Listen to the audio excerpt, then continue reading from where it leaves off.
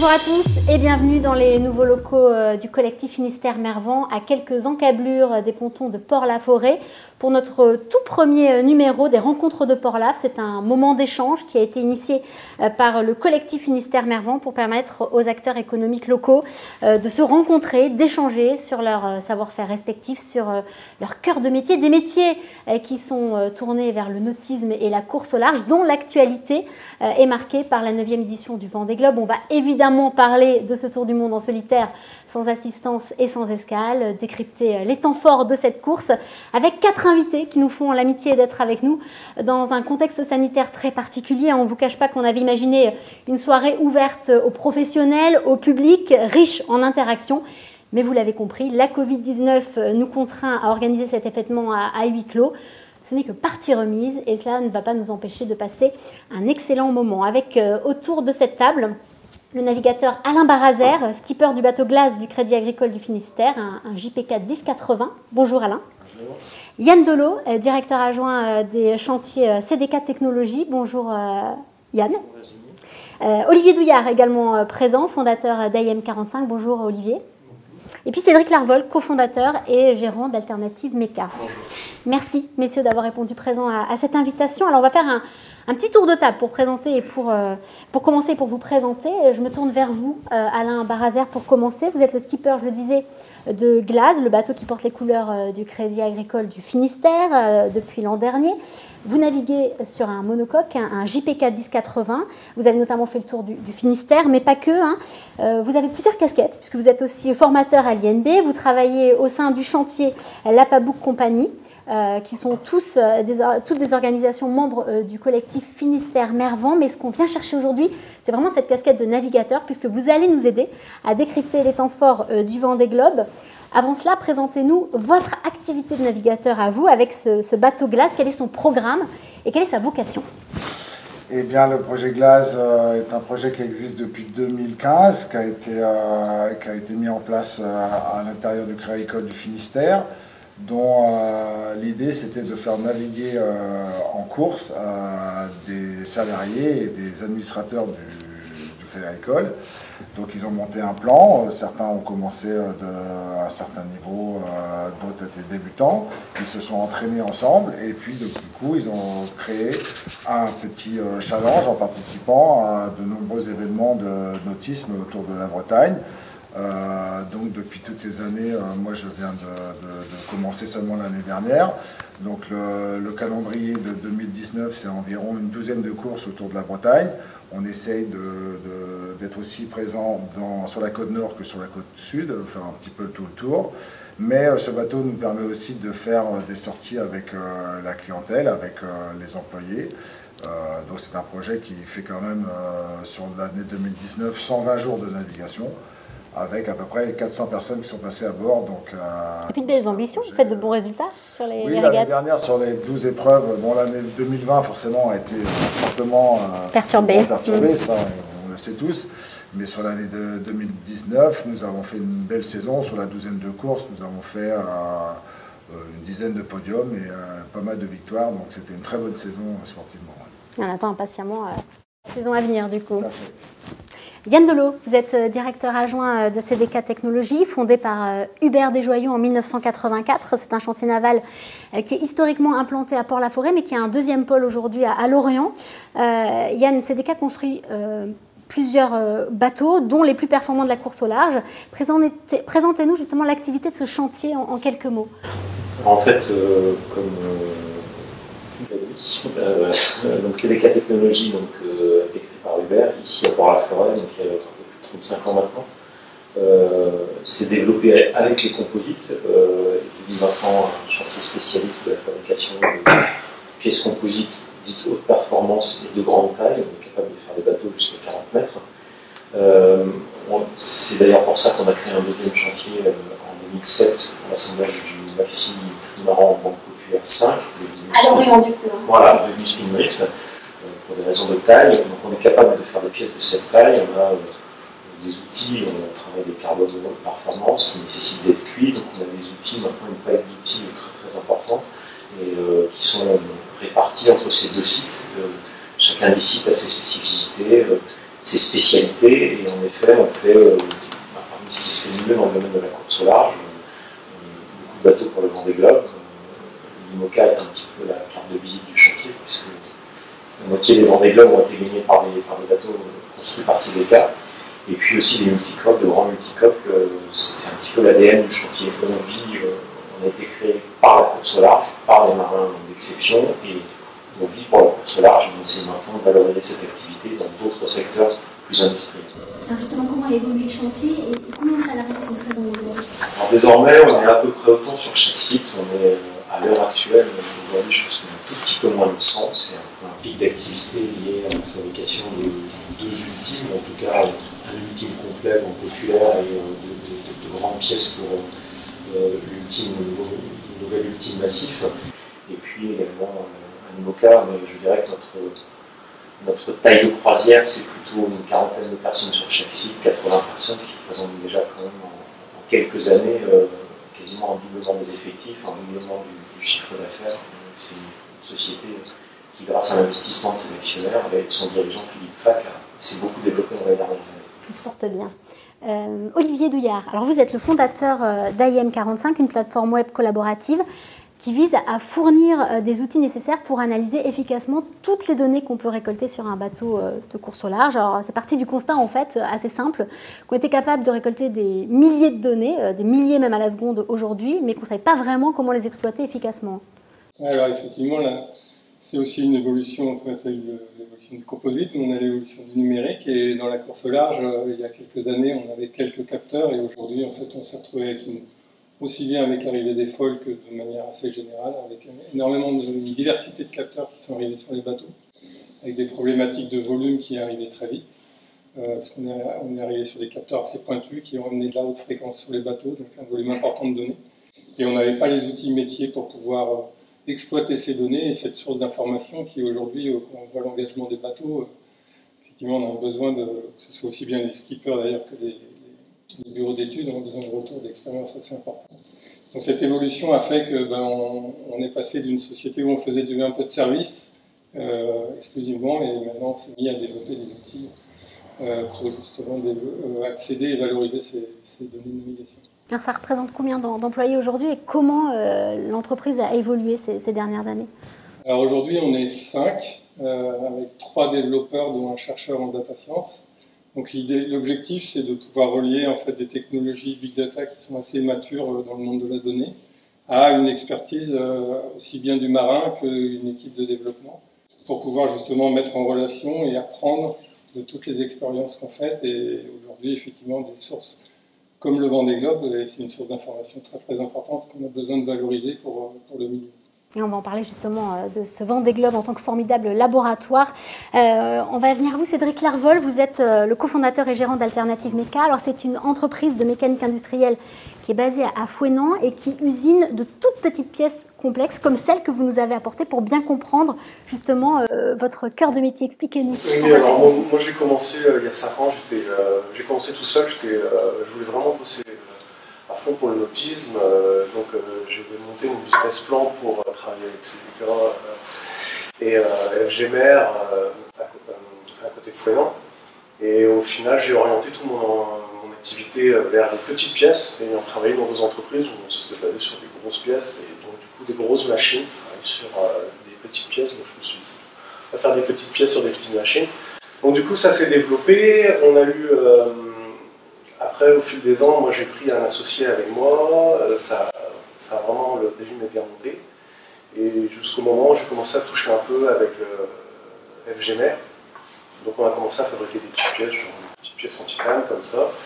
Et qui servent à quoi par exemple ces petites pièces? C'est des malices, pour des taquets, pour tout ce qui est les malles et autres coffres. Et derrière, en fait, ce qui s'est passé, c'est en 2017, j'ai eu un appel de FG pour faire des pièces en urgence extrême, juste avant qu'il parte pour son record, et c'était le 11 novembre. Du coup, ils ne sont pas partis, mais en fait, ils sont partis, et il a gagné, et du coup, j'ai commencé à lier vraiment des liens très forts avec FG. FG pour François Gabard et sa société Merconcept. Et de fil en aiguille, j'ai développé avec d'autres navigateurs, embauché des salariés, Et au final, l'activité est montée, et maintenant on fait beaucoup plus d'aéronautique grâce à l'expertise.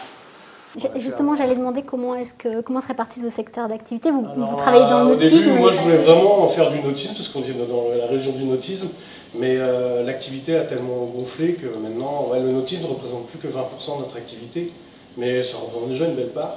Mais on est vraiment très présent maintenant dans l'électronique embarquée, l'aérospatiale et l'aéronautique. Il y a de quoi faire, vous ennuyez pas? Non, plein de nouveaux marchés. On fait des passerelles entre les différents corps de métier. Combien de personnes vous employez aujourd'hui? On est 4 en tout. Alors, vous êtes tous membres sociétaires du collectif Finistère Mervent qui a été lancé de manière opérationnelle à l'automne 2019. C'est un collectif qui est à la fois un incubateur et un accélérateur de projets dans la filière du nautisme et de la course au large. Il intervient auprès des entreprises bretonnes du secteur sur leurs différents besoins, que ce soit pour ce qui est du recrutement, de l'expertise juridique, de l'innovation ou encore du développement. Et puis, il vise aussi à mettre en réseau leurs initiatives et leurs recherches. Alors, nous avons la chance aujourd'hui justement d'être dans les nouveaux espaces de ce collectif qui comprend à la fois une très grande salle de conférence, une salle de réunion connectée et plusieurs bureaux pour les entreprises en résidence. Et un détail qui n'en est pas forcément un, le bâtiment est connecté à la fibre et ça a son importance aussi pour les entreprises qui y travaillent. Finistère Mervent qui compte à ce jour une quarantaine de sociétaires avec des membres dans différents domaines d'expertise, ce qui fait la richesse des échanges et qui nourrit l'écosystème local. On va justement en parler de cet écosystème, de la force de l'écosystème breton, en faisant le lien avec ce Vendée Globe dont on parlait au début de cet événement. Le Vendée Globe, nous sommes au cœur de la 9e édition qui s'est lancée le 8 novembre dernier des Sables d'Olonne, et on va essayer de voir en quoi ce Vendée Globe qui finalement porte les innovations majeures de la course au large est un formidable laboratoire de retour d'expérience aussi pour l'industrie nautique et le monde maritime dans son ensemble, et en quoi il peut nourrir justement ces univers. Alors on va s'intéresser, pour commencer avec vous Alain, aux grands enseignements. On est allé à 10 jours de course maintenant au moment où nous sommes réunis, et on va regarder quels sont les grands enseignements de ces 10 premiers jours de cette édition 2020. Eh ben d'accord, en fait on a la chance d'avoir l'écran en temps réel de la course, donc on a les positions qui viennent juste de tomber à 18h à l'heure où on a commencé la réunion. Classement très attendu à chaque fois. Classement très attendu, toutes les 4 heures on est tous derrière nos écrans pour avoir les dernières péripéties de la course. Donc si on veut faire un résumé de la course, mais je sais que tout le monde suit sur les réseaux et sur les informations à la course en temps réel, c'est difficile de s'en écarter, c'est même un petit peu addictif, surtout qu'il s'est passé beaucoup de choses sur ces 10 premiers jours de course. Si on profite de la carte justement pour repartir du départ, donc le départ dimanche 8 novembre, 14h20, avec un peu de retard. Le petit épisode de brouillard qui a mis un petit peu plus de piment et puis un petit peu plus de suspense pour le départ. Ce sont des choses qui arrivent dans la course évidemment. Le départ qui fut quand même relativement simple pour les concurrents parce que le vent était modéré et de sud-est qui leur permettait de partir au travers directement pour sortir rapidement du golfe de Gascogne, ce qui a été le cas. Alors évidemment tout le monde s'attendait à la confrontation entre les nouveaux bateaux à foil réputés beaucoup plus rapides et les bateaux classiques à dérive. Le classement à la sortie du golfe de Gascogne s'établissait un petit peu dans l'idée qu'on pouvait se faire des bateaux, mais sans beaucoup d'écart. Et la première difficulté au niveau du Cap Finistère a été de négocier un passage en premier front, où là déjà 2 options se sont décidées très clairement. Les foilers qui sont allés chercher, et les favoris qui sont allés chercher le passage de ce front-là dans des vents plus forts, alors que les bateaux à dérive se sont glissés entre la zone interdite de passage de cargo du Cap Finistère et la côte espagnole, à raser la côte espagnole, donc en faisant moins de route et en prenant aussi moins de vent en passant par là, sauf accompagné d'un seul foiler, c'était Nicolas Troussel qui a essayé d'accompagner aussi les bateaux à dérive. Mais à la sortie de ce premier front, en fait, il n'y avait pas déjà de hiérarchie, ils se sont trouvés tous sur une même ligne. Et pour descendre rapidement vers la suite du parcours, où là, ils ont eu un événement assez étonnant à négocier. C'est une tempête tropicale étonnante dans le fait que déjà c'est rare à était cette période très de basse, l'année. et aussi au niveau du calendrier qui fait que normalement à cette époque-là, ne devrait pas se trouver là. Donc nous avions une très belle, très creuse dépression tropicale qui était assez bas sur l'Atlantique, qui se dirigeait vers Madère, l'archipel portugais qui se trouve ici. Et donc il a fallu négocier cette belle boule dans laquelle il y avait quand même pas mal de vent. Évidemment, l'idée c'était de passer à l'ouest de cette dépression, vu que les vents étaient portants de ce côté-là, et d'éviter de prendre le vent fort auprès. Donc tout le monde s'est précipité entre Madère et les Açores. Et ensuite, il y a eu là deux cas, donc les deux héros de ce début de course, Alex Thompson et Jean Cam, qui ont décidé de passer au plus près possible du centre de la dépression. Jean est passé à 70 000 du centre de la dépression, où ils ont eu des vents forts jusqu'à 50 nœuds, alors que les foilers, les premiers qui suivaient, ont préféré aller raser les Açores, s'écarter un petit peu de ce centre dépressionnaire pour empanner plus tard. Préserver leurs machines en début de course. Préserver un peu les machines, prendre moins de vent. Et du coup, Jean et Alex en ont profité pour faire le trou en faisant moins de route et pour se dégager donc de la flotte. Et après le passage de cette dépression tropicale qui est venue à mourir sur Madère, ils se sont tous alignés pour descendre dans les alizés, qui ont commencé à s'établir à peu près à la latitude des Canaries. Et là, du coup, ils ont fait commencer à faire ce qu'on appelle un petit train, un petit queue-leu-leu. Les pauvres, par contre, qui n'ont pas pris ce train-là et qui étaient restés un petit peu au-dessus de la dépression, tout ce groupe de bateaux-là, par contre, ils n'ont pas de chance puisqu'ils sont tombés dans un vide de vent complet, dans une grande zone sans vent. Certains, ils sont toujours, ça fait quand même 3 jours qu'ils sont dedans. Avec des écarts déjà conséquents voilà, entre le début et la fin de la flotte. Écarts, voilà, mais après, il y a le groupe des favoris qui, de toute façon, se suit. Donc voilà, dans les alizés, ils ont commencé à lâcher des chevaux. Avec les foilers qui commencent à se détacher. Et les foilers commencent à exprimer leur potentiel. Voilà. Alors, il y a eu 2 faits de course aussi importants. Hein. Il y a eu Charal, qui a eu des problèmes, des avaries, et qui a dû retourner au Sable d'Olonne. Oui, alors dans les pépins classiques de cette classique qui est le Vendée Globe, ce qu'on peut remarquer quand même déjà depuis le départ, c'est que par rapport aux autres éditions, je trouve qu'il n'y a pas eu énormément d'abandon, ce qui prouve que les bateaux étaient quand même nettement bien préparés. Après, il y a eu des fortunes diverses. Le premier qui a eu une petite fortune, c'est ici l'Occitane.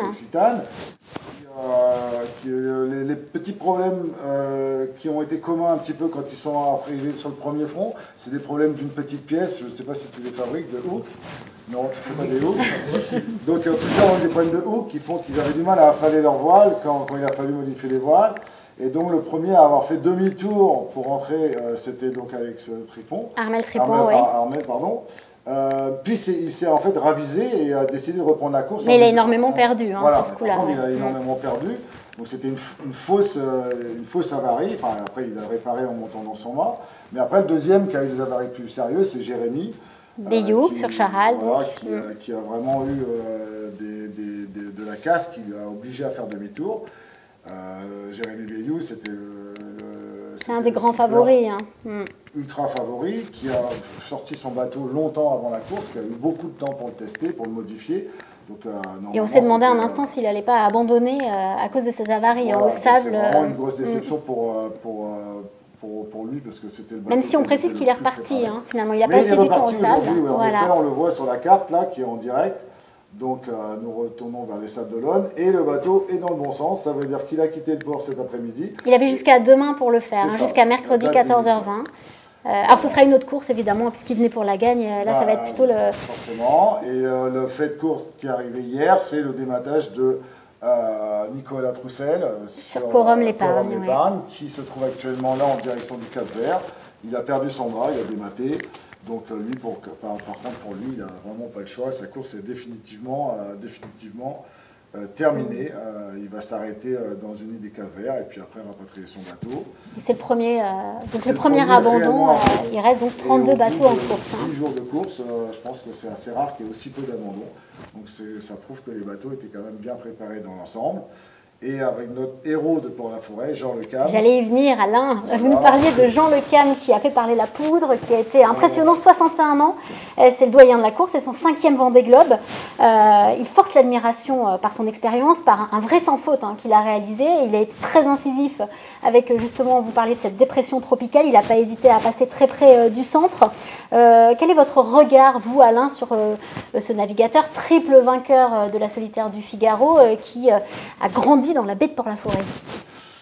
Jean, je le connais forcément depuis longtemps, depuis l'origine du centre d'entraînement de Port-la-Forêt. On naviguait déjà souvent ensemble dans la baie. Jean, il était licencié même à Concarneau. Après, j'ai eu la chance d'être équipier de Jean pendant pas mal d'années en Figaro au début et en trimaran 60 pieds hors mât après. Donc on a passé quand même pas mal de temps à naviguer ensemble et Jean, c'est tout à fait lui. Là, il nous montre de quoi il est capable, de sa finesse d'analyse, de ses belles trajectoires qu'il a fait. Vraiment, il a fait des très belles trajectoires. Son bateau, qu'il a passé beaucoup de temps à le préparer. Oui, il n'a pas tant navigué que ça, il a beaucoup bricolé. bricolé. Il a fait les courses d'avant-saison, il a beaucoup bricolé sur son bateau pour adapter son bateau qui n'est pas tout jeune, il date de 2007, c'est un plan phare, c'était l'ancien bateau de Michel. Un bon bateau quand même, qui a gagné le Vendée 2008 avec Michel. Il a gagné le Vendée 2008. Donc il a peaufiné son bateau pendant des mois et des mois sans prendre de vacances. Si vous en parlez avec Anne Le Cam, elle vous dira que ça fait longtemps qu'il n'en pas eu quelques jours pour... Ses vacances à elle, c'est maintenant qu'il est sur le Vendée Club.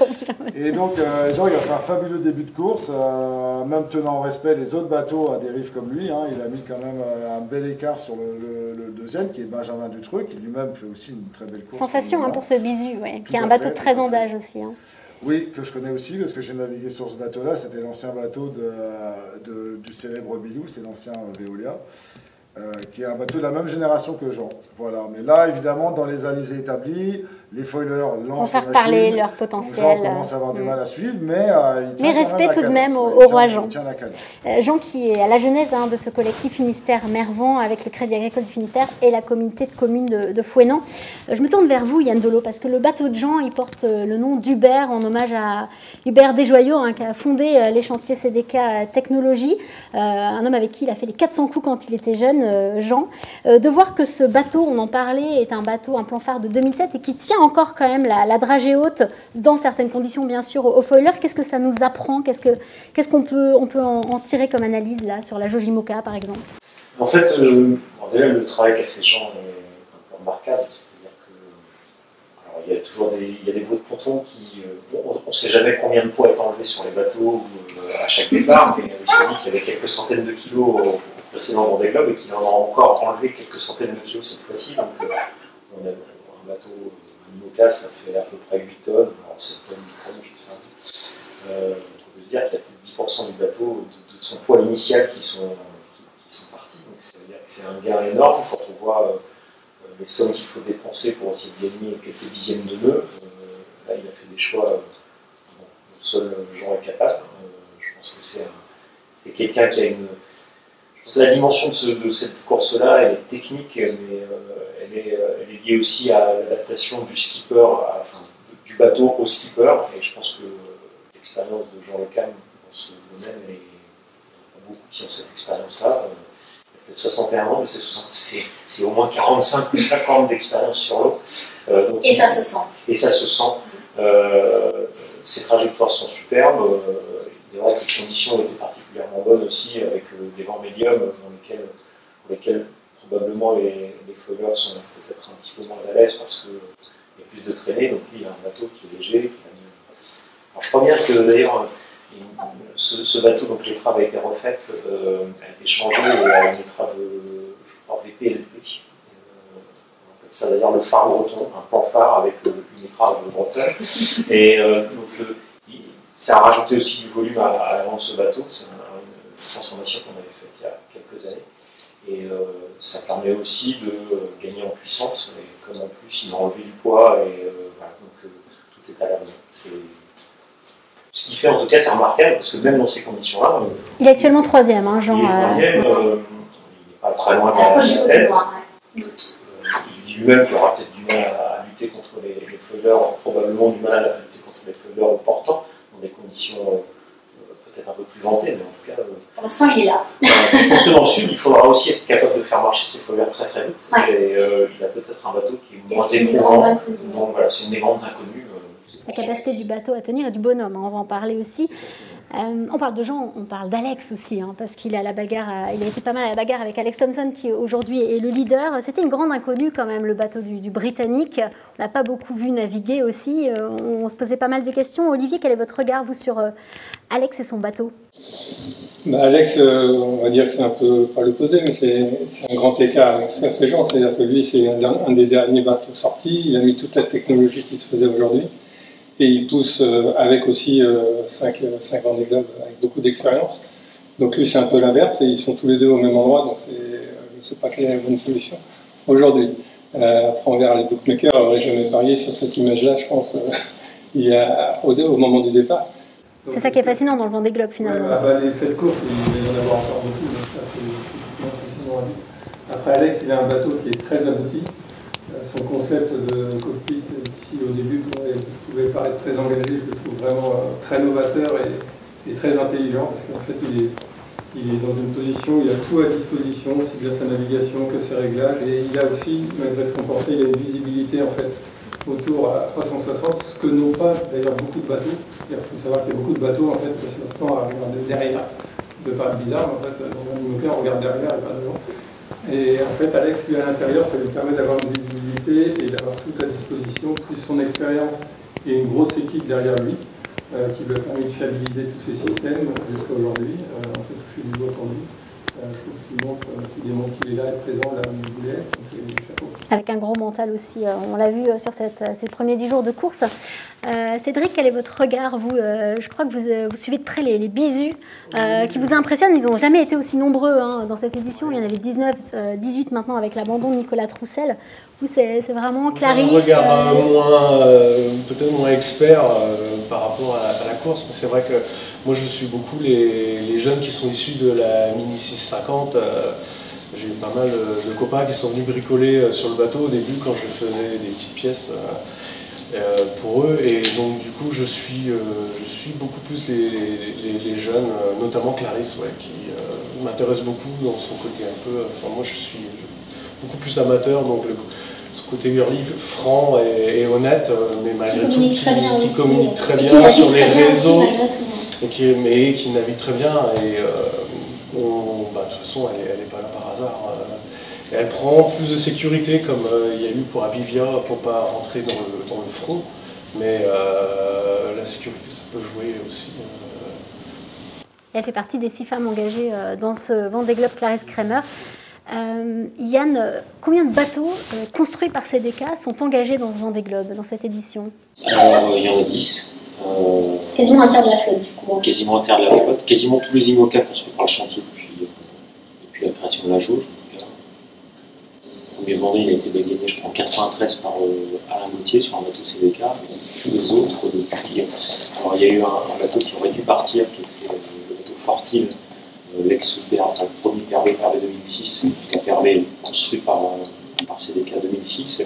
Et celui-ci devait partir, malheureusement, il y a eu une fortune au départ de la Transat Base, un problème électrique qui fait qu'il n'a pas pu partir. Mais autrement, tous les bateaux, ça montre aussi que ces bateaux, bien évolués, on prend le bateau de l'Initiative Cœur de Sam Davis, c'est un bateau sur lequel ont été greffés des foils dans le chantier, ils ont refait des foils assez imposants, même très imposants, et ça fait des bateaux qui sont très très performants. Kevin Escoffier sur PRB 2010, pareil, il est encore dans la course et il a complètement transformé son bateau. Donc c'est vraiment une classe qui a réussi à faire évoluer ses règles pour que les anciens bateaux restent dans la course, permettre certaines évolutions. Enfin, c'est aussi la magie des composites, c'est qu'on arrive à découper des bateaux intégralement, les refaire, les renforcer, les transformer.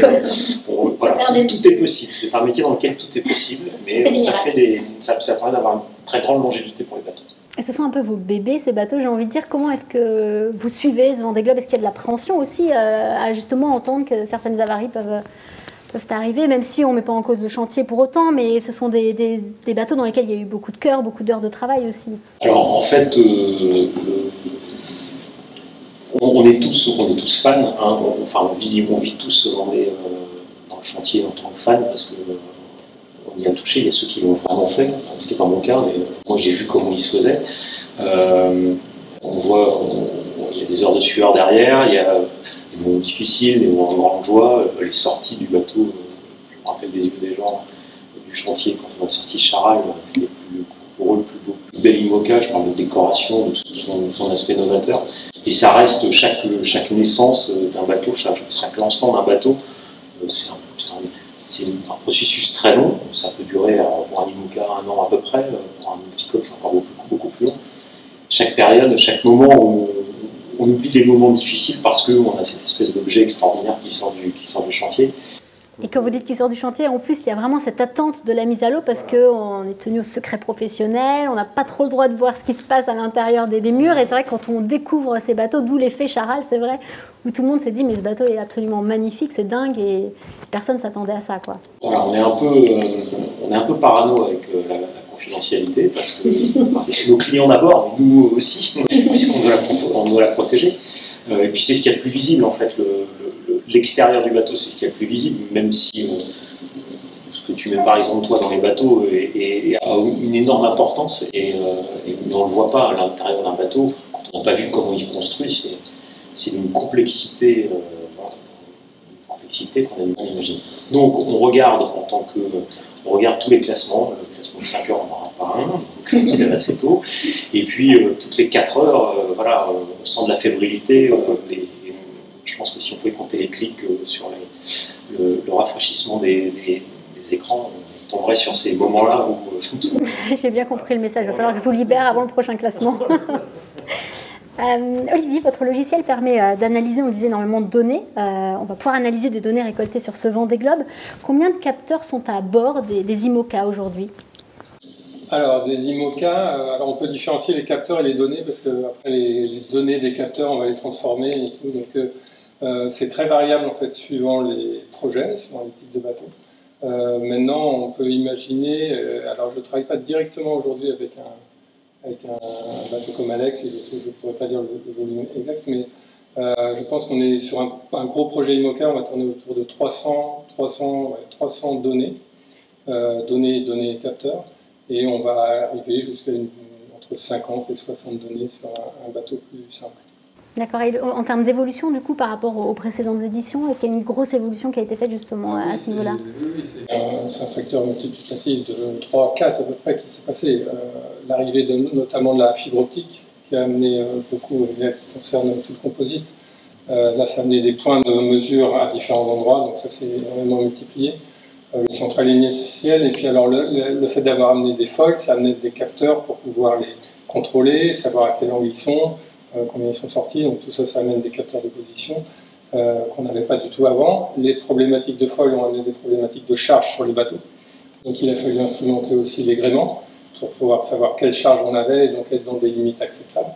Donc tout ça fait que la multiplicité des capteurs a été très importante. Et alors qu'est-ce que vous attendez, vous, des datas qui vont pouvoir être récoltées sur ce Vendée Globe ? Qu'est-ce qu'elles vont pouvoir nous raconter, nous apprendre ? Alors, notamment le composite, ce qui est intéressant, ce que je dis, c'est la vie cachée du composite. C'est-à-dire qu'il se passe plein de choses, on ne sait pas ce qui se passe. Donc il faut aller le chercher. Ça se passe en plus à très haute fréquence pour pouvoir le comprendre. Donc il faut faut mettre en place les outils pour l'analyser. Puis alors l'autre chose qui a été un des facteurs déclenchants un petit peu aussi de notre entreprise, c'est aujourd'hui notre terrain de jeu, là on voit, c'est un océan, enfin plusieurs océans, c'est des transats. En fait, pouvoir analyser toutes ces données-là en situation réelle, c'est pas quelque chose qui est accessible du tout. Donc il faut qu'on rende ces choses-là complètement accessibles et disponibles à tout l'écosystème en fait, pour qu'on puisse apprendre justement et apprendre de toutes les problématiques qui pourraient se passer ou pas.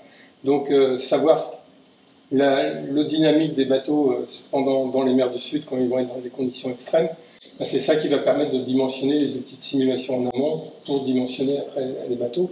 Et donc voilà, ce retour d'expérience il est très très riche et on va aller le chercher. Et alors justement, on apprend avec ces données sur les machines, mais aussi, j'ai envie de dire, sur les bonhommes, les navigateurs comme les navigatrices. Je prends l'exemple notamment du sommeil chez Alex Thomson. On peut voir combien de temps il dort. C'est accessible aussi au grand public et ça, c'est une manière aussi de montrer au grand public comment les skippers dorment. On a plein de données nouvelles aujourd'hui. Il y a des données nouvelles, et puis alors c'est vrai que c'est intéressant parce que ça permet quand même de retranscrire et de s'imaginer un peu, parce qu'on vend quand même un petit peu de rêve, donc c'est bien d'imaginer un peu plus ce qui, sans trop montrer quand même. C'est un cas de rêve, c'est un autre débat. Et donc ces informations-là, elles sont très intéressantes, et ça montre effectivement, alors il y a des règles cette année sur le Vendée Globe qui obligent en fait à devoir montrer au public les données qui sont transmises à terre. Donc la volonté d'Alex, sûrement, c'est d'avoir lui ses propres données, il était obligé aussi de les partager.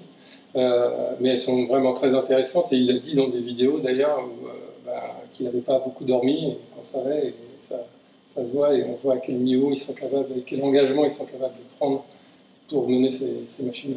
Et alors on parlait du retour d'expérience aussi qu'on a sur ces Vendée Globe. Et par exemple avec l'avarie de Corum, de Nicolas Troussel dont on parlait, on imagine évidemment qu'on va aller chercher ce qui s'est passé, un peu comme on analyserait une boîte noire. Qu'est-ce qu'on va aller regarder pour comprendre ce qui s'est passé? Qu'est-ce qu'on va pouvoir chercher? Alors, on va essayer déjà de revoir au moment de la cale, d'identifier correctement ce moment-là et de voir s'il y a un événement particulier qui est venu provoquer cette casse-là. Ce qui n'est pas forcément évident, donc ça faudra voir. Après, je connais un peu, mais pas tout le niveau d'instrumentation, donc suivant les capteurs qui seront disponibles, on verra ce qu'il est possible d'en tirer. Et donc on va aller chercher ces faits nouveaux, et peut-être aussi revenir un petit peu en amont pour voir s'il n'y a pas eu des éléments déclencheurs, des phénomènes particuliers en fait, qui ont provoqué cette casse de main. Il y a sûrement un élément périphérique qui a dû lâcher, il y a peut-être eu des événements en amont qui ont amené une certaine faiblesse et qui après ont provoqué ce dématage. Avec le récit du skipper lui-même, et puis donc ces données qui vont permettre aussi d'essayer de comprendre ce qui s'est passé, en sachant qu'évidemment il y a une certaine inquiétude de la part de l'ensemble des skippers et des teams là sur ce Vendée Globe, puisque c'est assez récent, mais en tout cas c'est un fait, c'est que tous les skippers ont le même gréement. Hein. On n'est pas dans de la monotypie sur le Vendée Globe, mais là c'est vrai qu'on a les mêmes gréements, Yann, pour toute la flotte. Et donc forcément comprendre ce qui s'est passé, ça intéresse un peu tout le monde. Oui, en effet. Je pense que, pour compléter un petit peu ce que dit Olivier, on est un des rares sports dans lequel on navigue sur un prototype.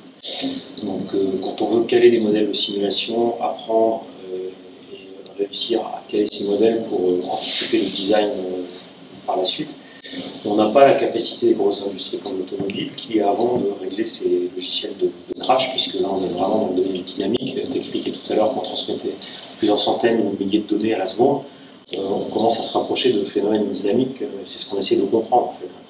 Ne pas tomber, que l'événement se passe à un moment où on capte réellement une donnée, donc on va réussir à merger des données, j'imagine vidéo, je ne suis pas spécialiste, mais en tout cas, on n'a pas, comme les grosses industries, la capacité à envoyer des voitures dans un mur, à voir comment la voiture par des capteurs se comporte, et à recréer en fait cet accident ou cet événement sur un logiciel. Et donc ça se fait pour une voiture, en tout cas ça se faisait, peut-être que maintenant ça a beaucoup progressé, mais on envoyait plusieurs centaines de voitures dans un mur pour réellement créer des situations de crash et mieux anticiper dans le design de la voiture. Nous, en fait, on fait ça en naviguant, et puis quand ça casse, c'est l'avarie, enfin, c'est l'événement de mer, c'est le truc qu'on n'a pas prévu. Et les sollicitations composées pour le composite, un bateau qui se plante à un endroit, dans une vague qui n'était pas tout à fait prévue par le modèle, et qui en même temps avait, je sais pas, une bastac pas tout à fait réglée comme il fallait, et puis une grand voile dont peut-être le deuxième riz est un petit peu lâché. Enfin, tous ces éléments-là qui font qu'on n'arrive pas à prévoir complètement ce qui se passe. Et c'est à des moments donnés, une conjonction d'éléments qui font qu'on finit par casser quelque chose. Et maintenant, enfin, ça n'existait pas auparavant, en tout cas pas aussi développé. Tous les systèmes qui sont mis à bord par des gens comme Olivier, mais surtout ce qu'on en fait, comme l'expliquait Olivier, comment on analyse ces données. Les analyser voilà. Et savoir quoi en faire, c'est surtout ça aussi. Et cette boucle, en fait, cette boucle de design, de rétroconception, elle est hyper importante. Alors nous, on ne conçoit pas, on fait, mais il n'empêche que ça nous donne de nouvelles règles de conception, et donc nous, on applique en mettant en œuvre, et on va être en particulier un petit peu plus à cheval sur certains détails qui nous ont été signalés par les les architectes. Oui, parce que vous êtes vraiment dans une relation tripartite avec les archis, vous la mise en œuvre, et puis les teams aussi techniques qui font leur retour, et puis les retours qu'on a sur les navigations et les courses. Tout à fait, c'est une des forces de ce milieu, c'est d'avoir entre acteurs beaucoup de solidarité. Ici, on est dans un endroit où on mutualise, où les gens se rencontrent, c'est vraiment le...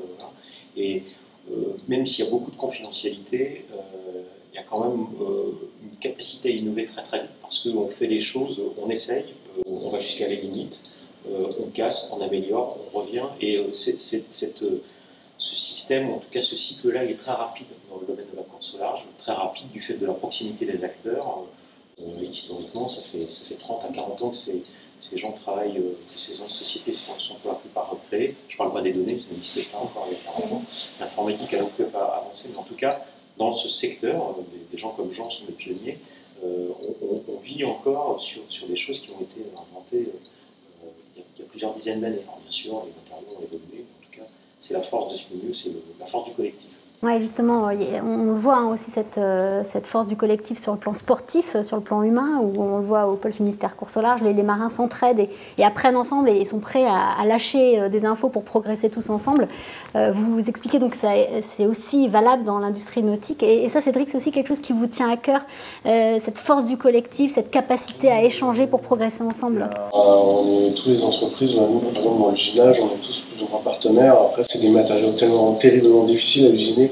Le carbone, le composite et même tous les titanes. Et après, derrière, on a aussi des entreprises type Capervé, Caminautique, ou alors au niveau de Brest aussi, des gens qui font du traitement de surface. Et donc, on a des retours d'expérience comme ça, surtout la fabrication des pièces qui sont compliquées. Après, pour nous, en fabrication, on a un devoir de qualité et un devoir aussi de conseil et pour réduire les coûts aussi sur tous ces éléments mécaniques là, qui sont fabriqués, pour qu'ils puissent les démonter. Ça, c'est la nouveauté. On fait des ajustements très très précis, mais quand ils ont fait le tour, il y a des torsions, tout ça. Donc après, derrière nous, en fabrication, on essaie de renvoyer aussi le conseil aux équipes de montage de tout l'accastillage qui existe sur les bateaux. Et cet esprit collaboratif, collectif, il est aussi dans l'ADN de votre entreprise, avec un management qui va dans ce sens-là aussi. Hein. Vous dites, on n'est plus à l'époque du daron. Oui, j'ai lu un petit article. Moi, tous mes salariés, maintenant, c'est des usineurs, c'est des techniciens accomplis. Et du coup, ils sont associés avec moi. On a sauté toutes les barrières patrons, c'est-à-dire on a un client qui nous appelle. Chacun prend en charge les pièces, il y en a qui sont plus spécialisés sur le titane, les aluminiums et compagnie. Et derrière, on a un retour direct avec le client et on va sur les chantiers même rencontrer les monteurs. Les gens viennent bien volontiers jusqu'à Fonan pour venir nous voir et regarder un peu comment on fabrique les reprises des pièces. Et ça, c'est le tissu qui veut ça. On circule entre nous pour se voir. Même entre usineurs, on s'échange les travaux suivant qui a telle machine pour faire ces pièces-là, ou d'autres pièces. Quoi. Bel état d'esprit collectif. On va parler quand même des foils, puisque ils sont le reflet de l'innovation majeure que connaît la course au large ces dernières années. Quel regard vous portez sur ces appendices? On était dans la grande inconnue, j'ai envie de dire, sur le précédent Vendée Globe, foiler ou pas, on ne savait pas trop s'il fallait y aller. Aujourd'hui, la question ne se pose plus. Non, on le voit en termes de performance, c'est sûr qu'il y a vos photos. Après, ça amène d'autres problématiques qu'on appréhende, aussi bien des problématiques technologiques. On voit bien aussi que tous les foils sont différents. Aujourd'hui, il n'y en a quasiment pas un pareil. C'est un vrai laboratoire. C'est un vrai laboratoire. Le choix final, je ne sais pas ce qu'il est, c'est un équilibre entre tout. Et puis, ça a des implications aussi sur la vie à bord. C'est plus du tout le même style de navigation. Donc l'aspect humain va rentrer en ligne de compte de manière importante. La capacité du navigateur ou de la navigatrice à tenir. Complètement. Tenir les niveaux de vitesse, c'est des bateaux qui demandent beaucoup d'engagement, qui sont très dépendants de l'état de la mer. Donc ils vont avoir des performances qui vont évoluer énormément suivant l'état de la mer. On l'a vu au début du Vendée Globe avec des foilers qui n'étaient peut-être pas très présents, mais parce que ce n'était pas leur condition aussi de navigation. Donc ils ont mis du temps avant de trouver ces alizés et d'aller très vite. Et l'engagement du marin, il est mis à rude épreuve, et je pense que l'expérience du Vendée Globe, à l'arrivée, on verra justement, on parlait d'Alex tout à l'heure, il a quand même parlé, si je ne m'abuse, de plus de 100 décibels à l'intérieur du bateau. À 90 décibels, normalement, c'est compliqué pour nous. Et ça pendant 70 voilà. plus. Donc il y a plus l'engagement physique. Avec des plantées aussi. Avec des plantées, il y a des chocs, on a vu Thomas. Une accélération très forte. Ouais, exactement, il faut se tenir. On a entendu parler de casque, on n'en a pas encore vu casquer, mais on ne sait jamais, peut-être que dans le sud, il y en a qui vont nous sortir des casques à l'intérieur. Oui, casquer, s'attacher aussi, on y pense par rapport aux problématiques de l'accidentologie sur ces bateaux-là. Yann, combien de temps il faut pour construire un appendice comme un foil? Alors, c'est très variable. On voit que entre la taille des foils Gardé par exemple, ou même les foils de 2016, le bateau de Bureau Vallée 2, donc de Lurton, et puis son Caddy Sister Ship, qui a beaucoup évolué, donc le bateau de Boris Herman. C'était des foils relativement petits, conservateurs. Je vous rappelle qu'en 2016, la jauge a autorisé tardivement les foils et on ne savait pas encore, il y a eu une grande inconnue. Il y avait quand même au départ de Vendée Globe 2016 l'inconnue de se dire peut-être que tous les bateaux à foils vont casser. Oui. En fait, c'est un bateau derrière droite qui va gagner. Ça ne s'est pas passé, heureusement pour eux. Et en tout cas, les bateaux étaient sur le terrain, sur le papier, capables d'aller plus vite que les bateaux de la génération précédente, parce qu'on ne savait pas si le choix des foils serait définitif ou non. Cette fois-ci, on a réellement des bateaux qui ont été conçus autour des foils. Ils sont moins polyvalents, peut-être? Ils sont moins polyvalents, alors encore que on voit bien que les approches sont très différentes, donc je pense qu'il y a des bateaux qui sont plus polyvalents que d'autres. Je pense que le choix des foils de Hugo Boss est vraiment très typé pour faire du portant et avec un équilibre de bateau un petit peu différent de celui des autres. Donc il n'y a pas de règle. Je dirais que on n'a pas fait des foils de très grande taille, on fait des foils pour les ultimes actuellement, mais on se rend compte que les foils des IMOCA sont quasiment aussi longs en développé que les foils des ultimes, ce qui était inimaginable il y a encore 4 ans. Je dirais que pour une paire de foils, il faut entre 2000 et 4000 heures pour les réaliser. Donc après, ça dépend combien de temps on met les gens dessus, mais on ne travaille pas en 3/8 dans nos métiers, parce qu'on n'a pas, comme sur une chaîne de voiture, la capacité, on ne peut pas monter les pièces à l'envers. Sur un foil, si vous n'êtes pas bien en forme, vos tissus, vous ne les mettez pas bien en place. Tout ça, c'est le savoir-faire du chantier. Donc on va mettre plusieurs mois, entre 4 et 6 mois avec les outillages, sachant que chacune de ces paires de foils, même les différentes paires de foils d'un même bateau, sont souvent, quasiment tout le temps, font souvent l'objet de la fabrication de nouveaux outillages eux-mêmes en composite, puisqu'ils doivent subir les mêmes choses, ça se fait dans des autoclaves. Donc pour faire des foils de ces tailles-là, les grandes tailles qu'on a ici. Quand vous parlez de taille, ça fait combien un foil pour qu'on se rende compte un petit peu? Ça peut aller jusqu'à combien de mètres pour les plus grands? Alors ça dépend ce qu'on appelle combien de mètres, mais c'est, je sais pas, j'imagine, parce qu'on ne les a pas fait, quasiment peut-être jusqu'à une dizaine de mètres de développé. C'est-à-dire que si on suit vraiment toute la courbe, on allant jusqu'au bout des types, peut-être une dizaine de mètres, peut-être un peu moins, probablement un peu moins. Mais en tout cas, c'est gigantesque. Je pense qu'on était plutôt aux alentours de 5-6 mètres de développé. Je dis ça, on ne les a pas fait encore une fois il y a 4 ans. Donc ça montre un petit peu l'étendue du changement. Donc il faut des outils, puisque ce sont faits en composite. Il faut des outils de cuisson qui sont hors normes, on cuit ça sous pression, des autoclaves. Donc ici, vous avez un autoclave qui fait 50 mètres par 2 mètres de diamètre, mais il est trop petit en diamètre pour réussir à cuire des pièces comme celle-ci. Donc là, on a investi sur l'Orient dans un autoclave qui fait 4 mètres de diamètre. Ces diamètres-là, on les trouve dans l'aéronautique uniquement. Auparavant, on était justement allé faire aussi quelques cuissons chez Airbus, et désormais, on peut les faire en Bretagne, c'est un outil unique. Donc, ça demande, c'est une course à l'armement. Le foil est une innovation majeure qui demande et qui nous pousse énormément, nous constructeurs, à réaliser, à progresser dans la mise en œuvre des composites et à maîtriser de plus en plus des fibres de très haut module, des cuissons et des résines très particulières. Donc ça pousse toute l'industrie nautique vers le haut. Donc, et c'est pas fini. On voit bien que c'est pas du tout mature. On n'est pas avant. Ce qui est remarquable sur ce Vendée Globe, c'est qu'on a plusieurs approches de plusieurs architectes. On était arrivé à des bateaux qui se ressemblaient peut-être un petit peu tous dans les Vendée Globe précédents. Là, on voit bien que les architectes sont partis d'une feuille blanche en disant on va faire un bateau autour des foils. Et ils n'ont pas du tout la même approche entre des PLP, plus Durand, Guillaume Verdier, qui sont les principaux architectes, voilà, et Samuel Manuard, qui a lui complètement innové sur à la fois les feuilles d'une part, et puis sur la forme du bateau lui-même. Donc, 4 approches complètement différentes. Et c'est ce qui va être fascinant en fait, c'est de voir aussi ce que ça va donner sur un Vendée Globe. Olivier, tu travailles aussi pour Gitana en tant que responsable performance, l'équipe de Gitana qui est actuellement en stand-by pour tenter de battre le record du trophée Jules Verne détenu par Francis Joyon sur EDEC en 42 jours et 23 heures. Là aussi, c'est une opportunité hyper intéressante, un trophée Jules Verne, d'aller récolter des données, des datas qu'on ne peut pas avoir sur une autre course qu'un Tour du Monde. Ah oui, parce qu'en fait, ce qui est compliqué, c'est de reproduire les conditions réelles de navigation en course.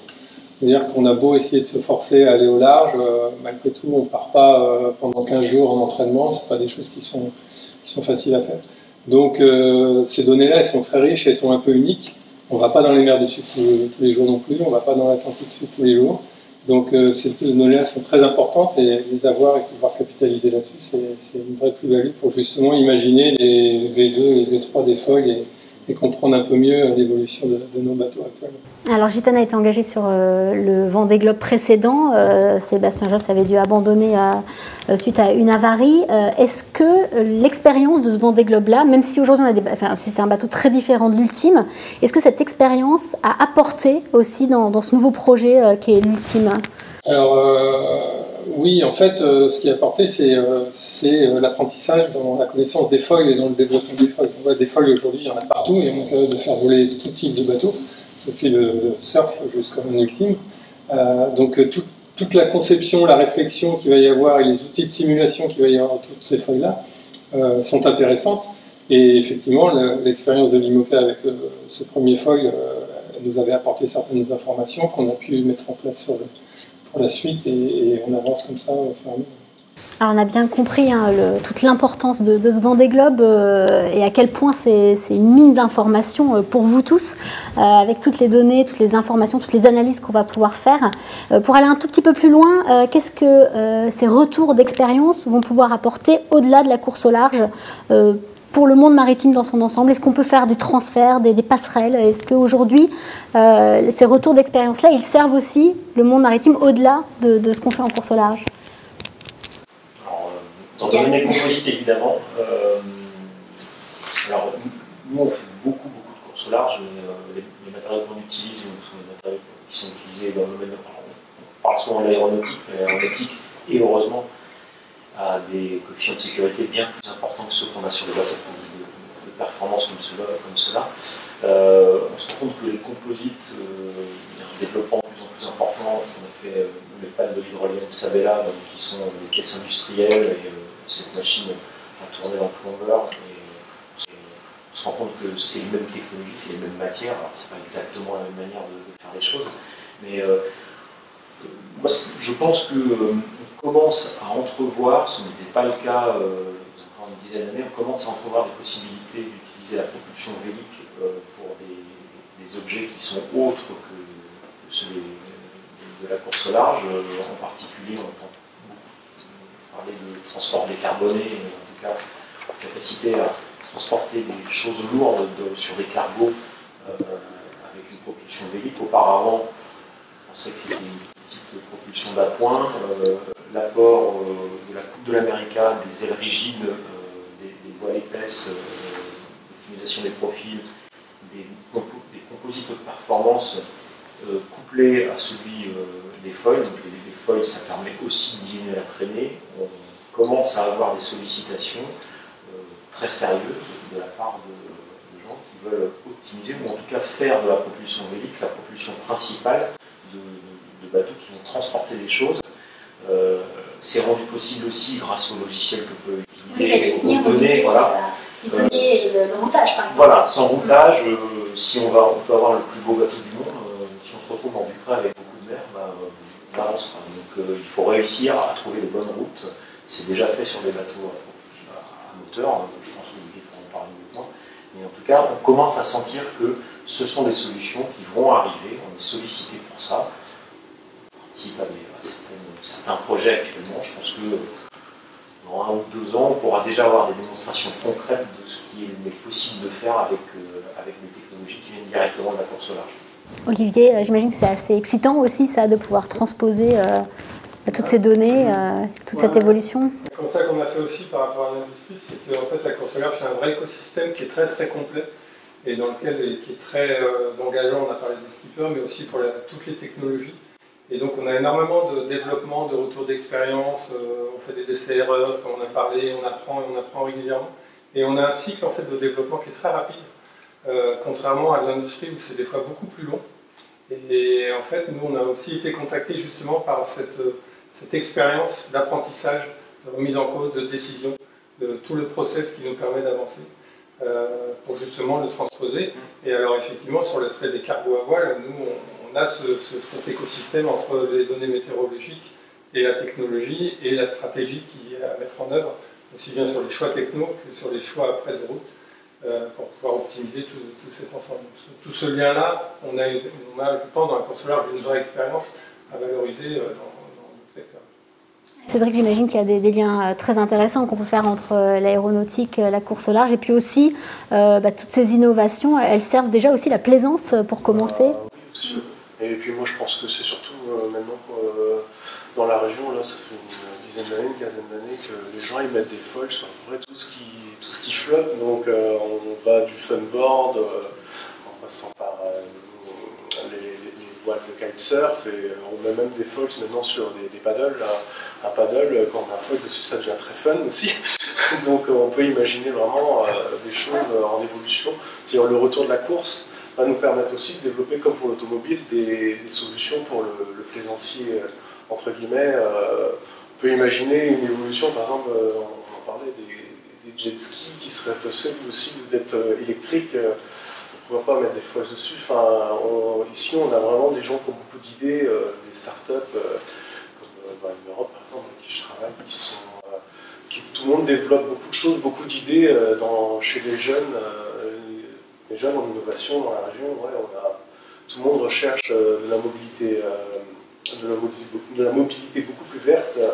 Et je sais par exemple sur les navigateurs, là, chez les jeunes, on a des nouvelles voiles en lin qui sont en cours de développement, sur les Myrial par exemple.